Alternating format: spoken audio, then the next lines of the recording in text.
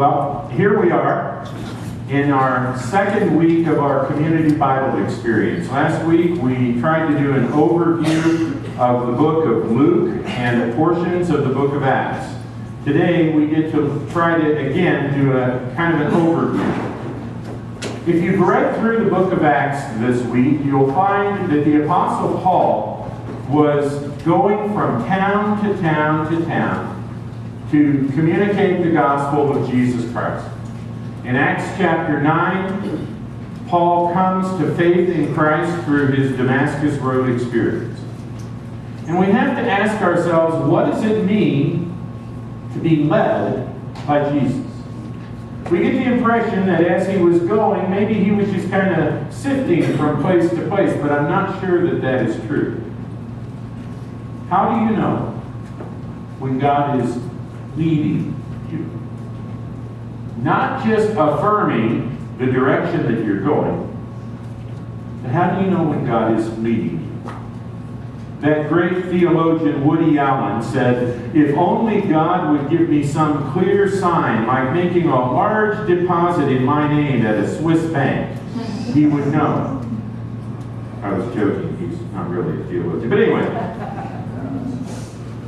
there are times when we want God to lead a certain way, but he doesn't lead that way. Sometimes, perhaps you think God leads through the advice of different people. But then there's the story who said that he was looking for a story of a man who said that he was looking for a one-armed lawyer. Somebody said, why are you looking for a one-armed lawyer?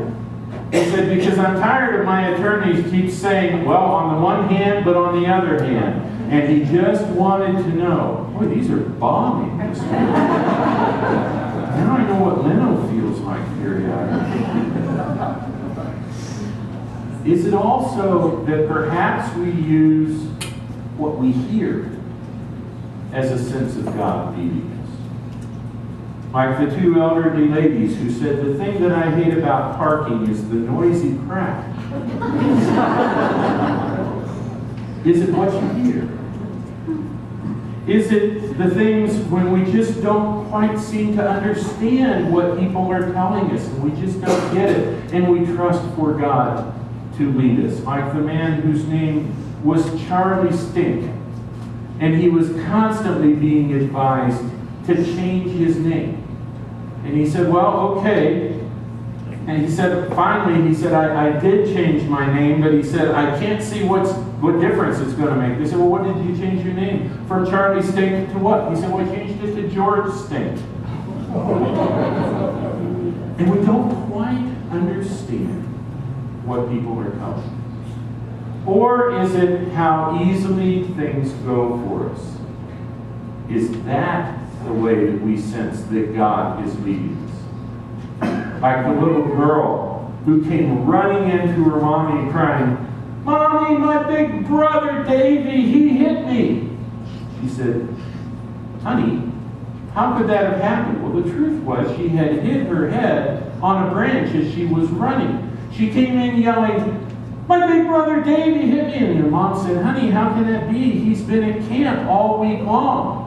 And she said, oh, you mean bad things can happen to me even when he's not around? What a bummer. Sometimes we ask the question, how does God lead? Does he lead by doing great things, filling our bank account with money? Does he lead through advice, even the advice of a two-armed lawyer?